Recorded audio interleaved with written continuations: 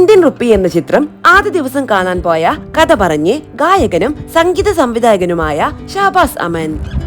ഈ പുഴയും സന്ധ്യകളും എന്ന ഗാനം എങ്ങനെ സ്വീകരിക്കപ്പെടുമെന്ന ആന്തലോടെയാണ് തിയേറ്ററിൽ ഇരുന്നതെന്ന് അദ്ദേഹം പറഞ്ഞു.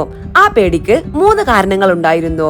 അതിൽ മൂന്നാമത്തെ കാരണം ചിത്രത്തിലെ നായകനായ പൃഥ്വിരാജിനെതിരെ അക്കാലത്ത് ഉയർന്ന പ്രതിഷേധങ്ങളായിരുന്നു. എന്നാൽ തിയേറ്ററിൽ ഉയർന്ന കൂവലുകളെയെല്ലാം പൃഥ്വിരാജ് കയ്യടികളായി മാറ്റിയെന്നും ഷഹബാസ് അമൻ ചൂണ്ടിക്കാട്ടി. ഷഹബാസ് അമൻ സോഷ്യൽ മീഡിയയിൽ കുറിച്ചതിങ്ങനെ: ഇന്ത്യൻ റുപ്പി ഫസ്റ്റ് ഷോ കാണാൻ കോഴിക്കോട്ടെ അപ്സര തിയേറ്ററിൽ തിങ്ങി നിറഞ്ഞ പ്രേക്ഷകർക്കിടയിൽ ആകാംക്ഷയോടെ ഇരിക്കുകയാണ്. ഉള്ളിൽ ചെറിയൊരു ആന്തലുണ്ട്. ഈ പൊഴിയും സന്ധ്യകളും എന്ന പാട്ട് തിയേറ്ററിൽ എങ്ങനെ വർക്കാകുമെന്നതിലായിരുന്നു ശ്രദ്ധ മുഴുവൻ. 3 കാരണങ്ങൾ കൊണ്ടാണ് പേടി. മൂന്നാമത്തെ കാരണം മാത്രം ഇപ്പോൾ പറയാം. ചിത്രത്തിലെ നായകനും പ്രൊഡ്യൂസർമാരിൽ ഒന്നാമനുമായ പൃഥ്വിരാജ് അന്ന് മലയാളികളായ ജനശാസ്ത്രങ്ങളുടെ വിരോധം ആദ്യമായി ഏറ്റുവാങ്ങിക്കൊണ്ടിരിക്കുന്ന കാലമാണ്. കാരണം എന്താണെന്നല്ലേ? തന്റെ ഇന്റർവ്യൂകളിൽ സ്വന്തം കോൺസെപ്റ്റുകൾ ആത്മവിശ്വാസത്തോടെ സംസാരിക്കുന്നു. അധിക പ്രസംഗി.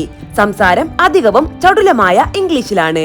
അതിനൊക്കെ കാരണം BBC-യിലെ അന്നത്തെ ജേർണലിസ്റ്റും അയാളുടെ കാമുകിയും ലൈഫ് പാർട്ട്ണറുമായ സുപ്രിയയാണ്. തങ്ങളെ ആരെയും അറിയിക്കാതെ അവളെ വിവാഹം കഴിച്ച് മെയിനായി അഹങ്കാരിയായി നടക്കുകയാണ് അയാൾ. അതും ഒരു മലപ്പുറം എടപ്പാളുകാരന്റെ മകൻ. ഒരു വിനയ വിധേയ ഭാവമൊക്കെ വേണ്ടേ? അയാളുടെ മേൽ ജനം ചാർത്തിയ കുറ്റപത്രമാണ്. എങ്ങനെയുണ്ട്? സ്ട്രോങ് അല്ലേ? ആ ജനമാണ് തിയേറ്റർ നിറഞ്ഞിരിക്കുന്നത്. നിന്നെ ഞങ്ങൾ ശരിയാക്കി തരാടാ എന്ന മട്ടിലാണ് അവരുടെ ഇരിപ്പ്. അങ്ങനെ ഇരിക്കുമ്പോൾ അതാ ഒരു നീല ഷർട്ടും വെള്ള മുണ്ടുമെടുത്ത് തനി കോഴിക്കോട്ടുകാരൻ ജയപ്രകാശ് ആയി നടന്നു വന്ന് അയാൾ മൈക്ക് കയ്യിലെടുത്ത് പാടുകയാണ്. ഒരു ഓർക്കസ്ട്രയും ഇല്ലാതെ മുല്ലനേയ് മാഷിന്റെ ലിറിക്സ്. ഈ പുഴയും സന്ധ്യകളും നീലമിഴിതളുകളും. അപ്പുറത്ത് നിൽക്കുന്നതാണെങ്കിൽ വേറൊരു ധിക്കാരി റീമ കല്ലിങ്കൽ. അല്ലാ, ഇന്റെ പാട്ട് എല്ലാം കൊണ്ടും കല്ലെത്തായി എന്ന് ഞാൻ ഉറപ്പിച്ചു. വിചാരിച്ച പോലെ തന്നെ പ്രകാശൻ മൈക്ക് കയ്യിലെടുത്തതും കൂ എന്ന ശബ്ദത്തിൽ പ്രഷർ കുക്കർ ആദ്യത്തെ വിസിലടിച്ചു.